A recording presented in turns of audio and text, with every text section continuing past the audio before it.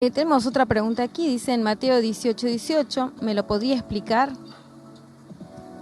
Por el hecho que en una oportunidad descubrí que mi esposo me fue infiel. Le conté a una amiga y me dijo, vamos a orar.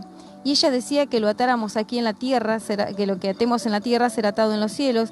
Y esa persona mencionó el nombre de esta persona ahí en la oración. Yo entiendo que se ata y se encadenan los espíritus inmundos, que la tienen cegada la persona. ¿Me podría explicar, por favor? Sí, dice la Escritura, tenemos que leer este pasaje, supongo que está hablando de Mateo 18. 18, sí. Uh-huh. ¿Puedes leerlo, Mariano Cuque? Así me dejan la garganta a mí para la respuesta. De cierto digo, no, leemos a partir del 15. Del 15. Por tanto, si tu hermano peca contra ti, ve y repréndele estando tú y él solos. Si te oyere, has ganado a tu hermano. Mas si no te oyere, toma aún contigo a uno o dos, para que en boca de 2 o 3 testigos conste toda palabra. Si no los oyere a ellos, dilo a la iglesia, y si no oyere a la iglesia, tenle por gentil y publicano. De cierto os digo que todo lo que atéis en la tierra será atado en el cielo, y todo lo que desatéis en la tierra será desatado en el cielo. Hay que entender el contexto de esta historia, si bien hay muchas palabras que vienen con un contexto, y eso también hay que entender, pero esto ya es más difícil. Sé que hay hermanos que están escuchando, o amigos que están escuchando y que, bueno, aprendió quién era este varón de Bellavista. Fernando. Bueno, Fernando, aquí va otro tip muy importante para la gente que estudia, los maestros de la palabra, pastores, líderes. Esta ya es una situación un poco que quizás nosotros la tomamos normalmente, pero cuando la analizamos cuesta a veces entenderla y cuesta muchas veces entender la lógica de Dios. Todo texto que se da en la Biblia tiene un contexto, obviamente.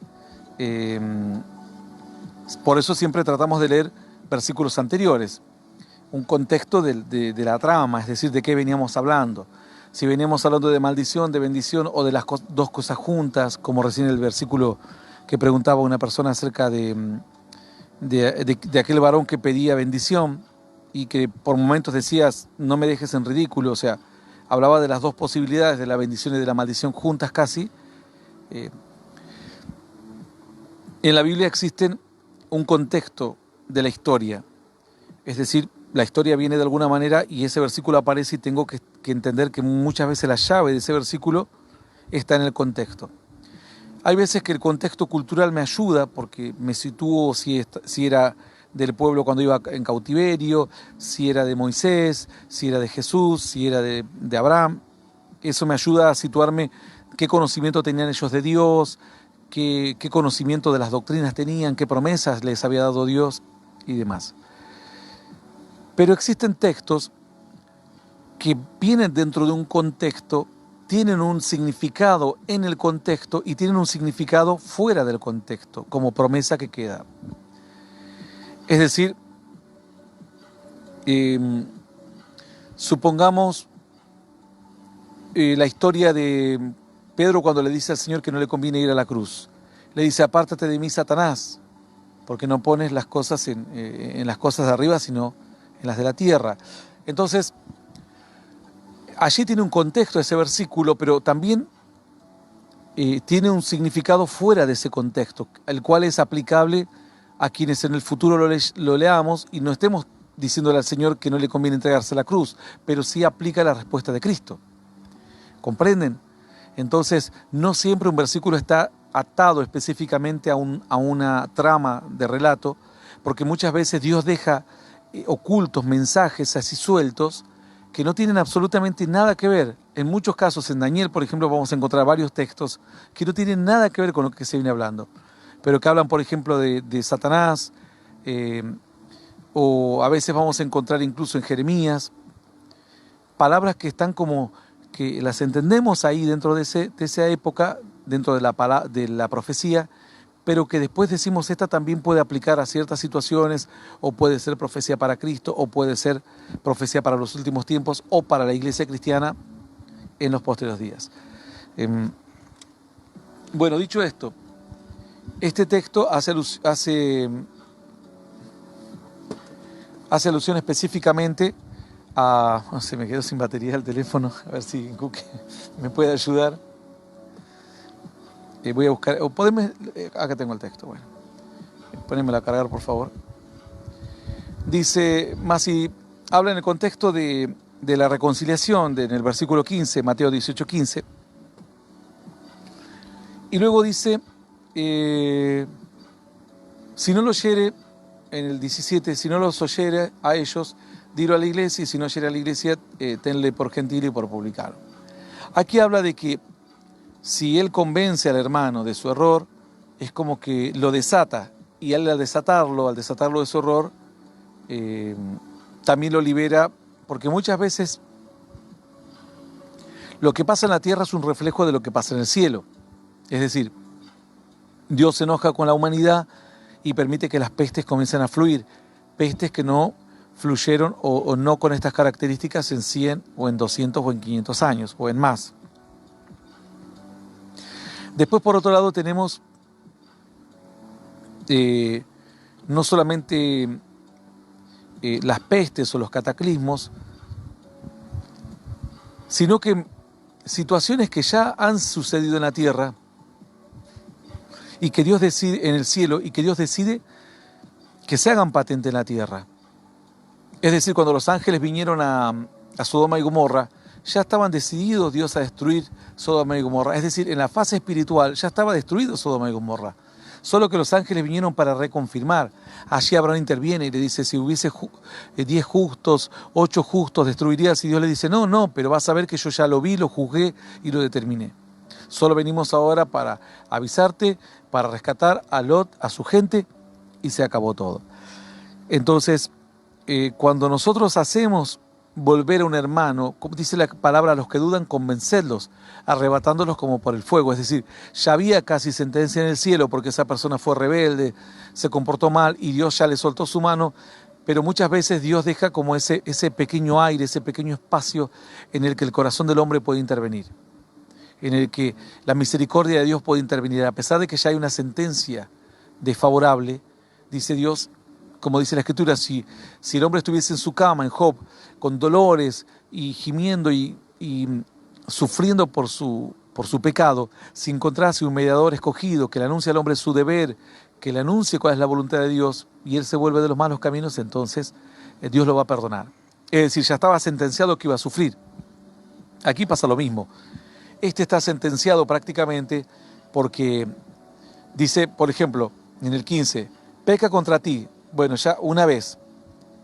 Repréndele estando tú y él solos. Dice, si no te oyere, dice el 16, es decir, ya no solamente pecó, sino que ahora el consejo que tiene que recibir, no lo recibe y no le importa. Toma aún contigo a 2 testigos, para que conste la palabra. Si no los oyere a ellos, o sea, a los testigos tampoco les importa, si viene el copastor, el líder, tampoco le importa, dilo a la iglesia. Y la iglesia, el grupo, y si el grupo va y le convence de que está en un error, de que lo que él está pensando está mal, de que lo que está haciendo está mal, tampoco lo oyere. Vos fijate todas las barreras que rompió. El hermano le dio el consejo, pecó contra él. Primero le hizo un daño. Ahora, este mismo va y le reprende, pero le reprende con espíritu de restauración, diciendo, mirá, has actuado mal conmigo, no deberías haber hecho esto. A él no le importa. Entonces dice que él toma 2 testigos, 2 o 3 testigos. Los testigos le convencen y le muestran, ¿sabes qué? Él tiene razón, le has hecho un daño, él no te hizo nada. Tampoco le importa. Dice, díselo a la iglesia. Toda la iglesia viene y le dice, mirá, estás mal. No es que tu hermano esté mal o nosotros estemos mal, sos vos el que está mal. Y dice, si tampoco le importa, directamente déjalo por gentil y por publicano y no le lleves más el apunte. ¿Qué quiere decir esto? Ya no le tires más perlas a los cerdos, como dice la Escritura.